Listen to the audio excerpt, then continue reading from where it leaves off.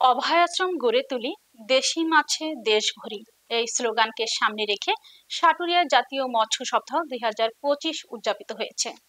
বিস্তারিত থাকছে মোহাম্মদ আল মামুনের প্রতিবেদনে। সোমবার সাটুরিয়া উপজেলা পরিষদ চত্বরে র্যালি, পোনা মাছ অবমুক্তকরণ শেষে আলোচনা সভা অনুষ্ঠিত হয়েছে।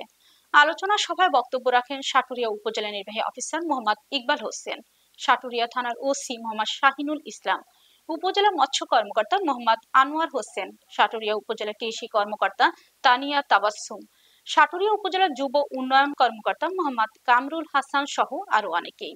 এ সময় মাসুদুর রহমান খান স্বপনকে শ্রেষ্ঠ মৎস্যজীবী হিসেবে ক্রেস্ট বিতরণ করেন।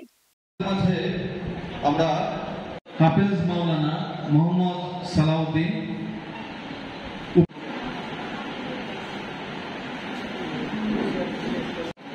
أعوذ بالله من الشيطان بسم الله الرحمن الرحيم।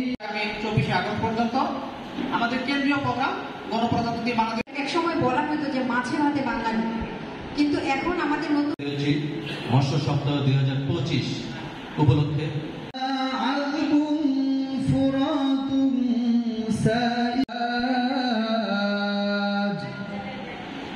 ومن كل يوم وتستخرجون حلية